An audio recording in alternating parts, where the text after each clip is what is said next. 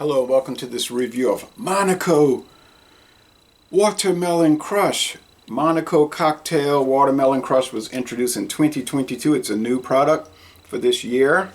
It is a premium mixed drink. So it's a canned cocktail, pre-mixed, RTD as they're called in the industry, ready to drink RTD, made with tequila, watermelon liqueur, and natural flavor. And they also have food coloring, red number 40. Coming in at 9% alcohol, it says bottled by House of Monaco, Cold Spring, Minnesota. Bottled, like this bottle. 22, the year 22, 197, 197th day at 1740 hours. That's what, 5:40 p.m. Minnesota, Central Time, Minnesota. Okay. And Cold Spring, Minnesota, they also make those Pabst Blue Ribbon coffee liqueur, coffee beer infusion products, premium malt beverages, which Walmart still sells now for $19.96. Still sells for $19.96. All right. But those are no good because, I mean, they taste great, but they're no good because you only get an 11-ounce can. 11 ounces, not 11.2, 11. Here we're getting a full 12 ounces. Okay, so I bought... This was on sale at Exxon, you know, the gas station and convenience store on Louisiana Highway 3188. And ExxonMobil Esso, that's what it says at the pump, ExxonMobil Esso. And the store itself is called Kangaroo. It's whatever contractor runs the convenience store for them. So I'm in there, and they got at the top shelf, this is a top shelf brand, Monaco cocktails, 2 for $5. Big sign, 2 for $5. I said, I'm going to watch them because, you know, sometimes it doesn't ring up right. Turns out it rang up 2 for $4. 50 cents cheaper per can. Usually it works the opposite way, though, where you get ripped off. So I said, okay, very nice. And I bought 2 of the Grape Crush, formerly known as Cognac Crush. I bought the Sun Crush, which was like a Orange Crush mimic, but with 9% alcohol. And now this is the watermelon. I don't know what this is supposed to, I don't know of any mass-produced soft drinks that are made with watermelon. There may be, you know what? I do know of Big Shot. Big Shot, headquartered in Harahan, Louisiana. They make the watermelon soft drink. I should say it's made for them. But yeah, they sell a watermelon soda pop.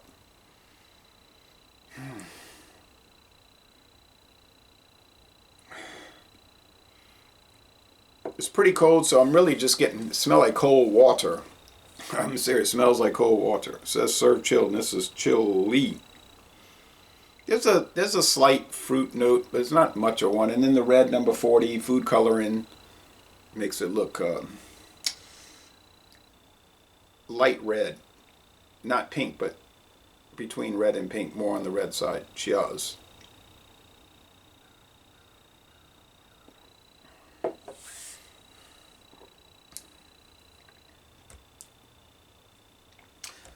Okay, they're using natural flavoring, and they say that on their website. If you look up Atomic Brands, they say we're committed to quality. You know, the same old story, but they're saying we use only natural flavors and only real cane sugar sweetener, no chemical stuff, you know. Food coloring, I wouldn't put myself in a big uproar over food coloring because it's so common in food and beverages. Some people will go buck wild angry over food coloring in beer. I've seen the videos. They just go crazy, crazy, crazy. And then they go to a birthday party an hour later and eat a birthday cake with food coloring and icing. And it's like, well, why is it okay for cake frosting or icing, but it's bad for beer? I mean, it's a consumer product. I don't know. Would it be better without the coloring? I mean, it would be grayish. It would be kind of a silver gray look. They add it because it's appealing. And they know that 99% of the consumers don't care If they buy a Freezy Pop and it's got the food coloring, they don't care. If they buy Hawaiian Punch, same story in this. This is kind of like, it's what they call in England and Scotland an Alco Pop.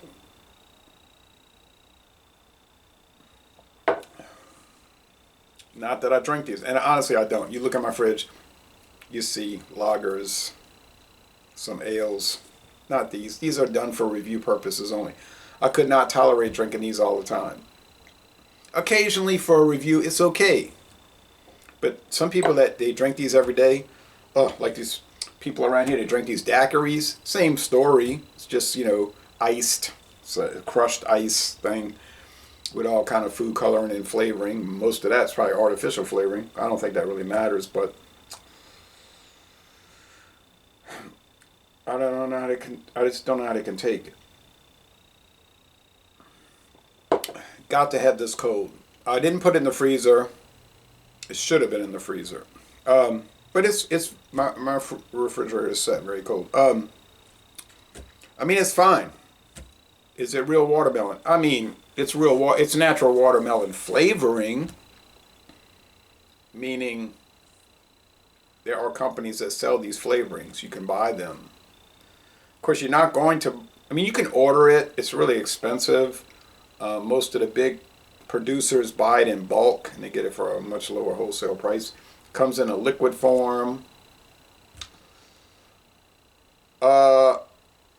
Sometimes like dehydrated, could be like turned watermelon that's going to be tossed out because it's like semi-rancid, but it can work in a flavoring, so they dehydrate it, pulverize it, and they dump it in the product. And then they filter out the solids, and you get that watermelon infusion. It's like with gin, they rest the grain spirits in juniper berries. And they add other spices. Secret blend, all the different gin companies use their own combination. They say botanicals, they're not going to let you know. They don't want other people using their stuff. Could there be other flavorings besides watermelon in this? Yes, I think there probably are other flavorings. Because it's extremely tart. I don't know if watermelon is this tart. Watermelon's a weird thing though, because you could buy different watermelons at the grocery store and they always have a different flavor. Some will be so watery with no flavor. Some will be super sweet and delicious. Some will be very sour. Some will be very tart. Some will be strange, like you say, this doesn't taste like watermelon. What is this? There's so many varieties, No, but this is like that standard watermelon flavor. So they must have said, look, we don't want these little strange variety watermelons, the yellow ones, the basketball shape. We want standard, what is generally considered the flavor of watermelon. It works. Steel Reserve did a bit of that with their Alloy series. They had a watermelon version. I don't think it's still around. I could be wrong, but don't believe so. The Ritas might have had one. I think they've cut back a lot on their flavors. Well, the market got kind of flooded. It is flooded, not kind of flooded, very flooded. And I guess a lot of the big producers noticed that things were lingering on the shelves, and they were starting to have a lot of send-backs, stuff going out of date. So they might have figured, let's cool it. We've got too many varieties. So I think the Ritas has cut back to their core. I know core offerings. I know that Red's Wicked and Red's Hard Apple, or Red's Apple Ale, sold as two names, has definitely shrunk their lineup. The Natty Rush is gone from Anheuser-Busch. They got rid of that because they replaced it with the Ritas. And I think the Alloy series has cut back. It was too many flavors chasing too few customers. There's still a huge customer base. Yeah, this is pretty nice. Oh, now an important part. What about the tequila? I don't know whose tequila they're using. You can buy really cheap tequila anyway. I know where to find liters for $6.99. Tastes pretty good too, actually. But they're getting it much cheaper than that. I'm talking about $6.99 a liter. They're getting it much cheaper than that. It's buying it in bulk. It's almost assuredly a mixed toad tequila, silver or gold. I don't know.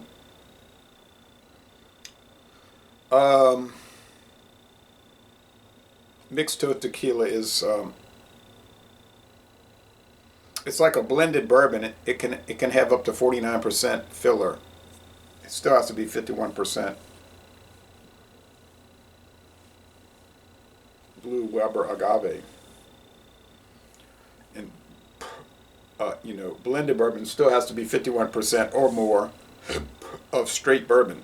It can have grain spirits, unaged raw grain spirits filler, and flavoring added too, believe it or not, and coloring. Must work because Kentucky Gentleman is pretty popular. And Tin High. Sweetness level here is super high. It's 4.5 out of 5 sugar cubes. If you don't like sweet products, you say, I don't eat snowballs or snow cones. I don't suck on Freezy Pops. I hate Alco Pops. The whole style is trash. I understand that. I share some of those feelings, but yeah, I would avoid this at all costs. I mean, it's. But if you have like a frivolous mindset, at sometimes like myself, like you enjoy to an extent dealing with these hijinks, and it doesn't always have to be so serious. Like, I gotta look at this Imperial Stout. It's barrel aged, man, and Pappy Van Winkle barrels, man. I paid $59.99 for a 6-pack. I get that kind of thinking because I kind of live with that sometimes and delve into that. But sometimes you just want to be silly and not so serious, and you want to, you know what I'm saying? Like, you don't always have to be watching Hannah and her sisters. You could watch Cannonball Run. You get that? Okay. All right. Bitterness units 0. It contains. No, it doesn't contain hops. What am I saying? It's not a flavor malt beverage. 9%. Ooh. No, but yeah. So bitterness is non-existent. Now that will appeal to some people because some people say, I can't stand. My father, here's a perfect example. He said, I hate any bitter product. Why would anybody want to drink something bitter? I said, well, some people like bitter products. If he drinks wine, well, he doesn't drink anymore. But the last time about 7 years ago, he bought some wine. Then he was like, no, I don't want to get back into drinking. It was like, problematic, and all. And so he said, you can have it. He gave me a nearly full-size jug of Carlo Rossi Sweet Red, which was very good for what it was. But that's the kind of stuff he buys. Like, if he was still a drinker, he would buy Carlo Rossi Sweet Red, which is like a Kool-Aid-esque type thing. And but he said, man, if they'd have had this kind of stuff out on the market when I was drinking, I'd be dead. Because he got the sweet tooth. He likes those kind of products. They were kind of coming out onto the market when he was winding it down. But I do know the kind of stuff he likes, and he would have just gone whole, full bore into these. It could have been bad, And if you don't have a good filter on like how you want to regulate things, or if you're able to regulate things, these could be a problem. It wouldn't be a problem for me, because I just can't stand them, at least in a repetitive way. Tartness units are high. 4 out of 5 warheads. But it is a very well-made product. And I think Monaco, meaning Atomic Brands, does kind of hold it together as far as their quality control, as far as their standards. From what I can tell about cocktails and what I read about cocktails, the ready-to-drink canned cocktails aren't really that different from what you could get at a bar or tavern. The big difference is these are B2 for $4 in my case. And if you go to a bar, you're going to pay $9 for one little serving. So it's however you want to handle it. I'll give it an A. I mean, it's an A for what it is, you know, and it is what it is. So 94 out of 100, 9.4 out of 10. And like, you know, I'm talking about critiquing in some ways the bar and tavern world, lounge, restaurant, bar and grill type thing. I'm not criticizing it. If you get a tequila cocktail, tequila sunrise, whatever, they're going to use real tequila. You know, they're not going to cheat you. It's going to be, you know,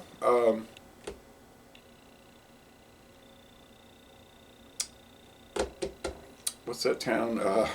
Tijuana. It's going to be Tijuana tequila, which has been on the market since 1966.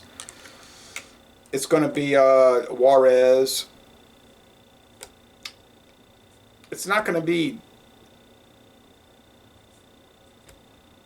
100% blue agave tequila that's aged 25 years. That's, you know, $78 a bottle. But you're going to pay $9 for the... And you can get a... You say, I want to get a Beam and Coke. You can get a Beam and Coke. They'll make it. It's going to be Beam's 8-star. Which you can buy for like $16.99 for a handle or less. And it's up to 20%. It's at least 20% straight bourbon. And you can't say they're cheating you because you said I want a Beam and Coke, and they gave you a Beam and Coke, a Beam's 8-star and Coke. Beam is so proud of 8-star they don't even list it on their website. Well, anyway, I could say too much because Elijah Craig. No, who is it? Evan Williams. Yeah, Evan Williams, they're so proud of their green label. And Jack Daniels is so... Well, at least Jack Daniels acknowledges their green label in the FAQ, frequently asked questions. Barely. They figured nobody's going to read that. Evan Williams green label, the 80 proof, 3-year age, charcoal filtered. If you look on their website, you can go through everything with a fine tooth comb, and they'll never acknowledge it. Like it doesn't exist, but I know where to find it. $9.99 a bottle, too. All right, so, yeah. All Trupid. No, it's not really that prickly. But there is a little prickly carbonation, actually. I think I burped out 99% of the carbonation in it. But yeah, it's fine. So 9.4 out of 10. Pretty nice product if that's how you want to live your life. And I'm going to end this review by saying, y'all go to Cold Spring, Minnesota and tour their production facility. I don't know how this is going to go with this. Okay, so they opened an Aldi last month in this town. Their beer selection is starting to develop. First it was 2 beers.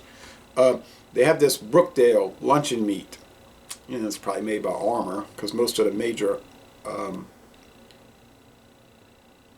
meat packed meat products, canister meat products are made by Armour in Fort Madison, Iowa. But you know, they've got an alias name. I put some sriracha sauce on it.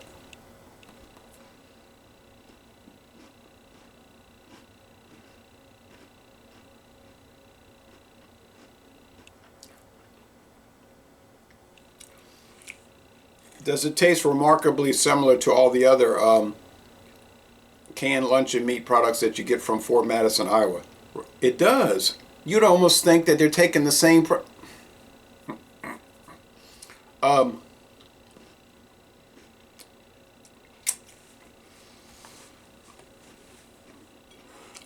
you'll save a little bit of money buying this, though. You know, like the Great Value might be, this might be like 5% cheaper than Great Value. You say, well, it's not worth my while. It is, because you actually have a, when you park at Aldi, you'll be closer to the entrance and you wait in line less. So, But like Benjamin Franklin or Poor Richard said, a penny saved is a penny earned. So it adds up if you can look at it that way. So it does add up over time, not immediately. It adds up over time. So how does this pair with inexpensive luncheon meat and food club sriracha sauce on some pretty nice crackers from Mexico?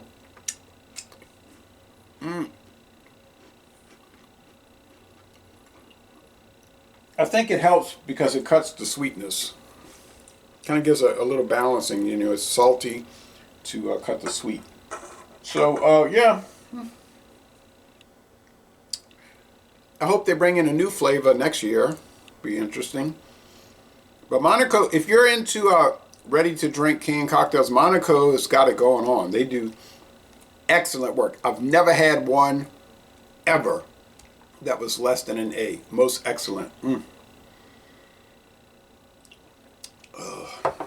Thanks for watching this video production.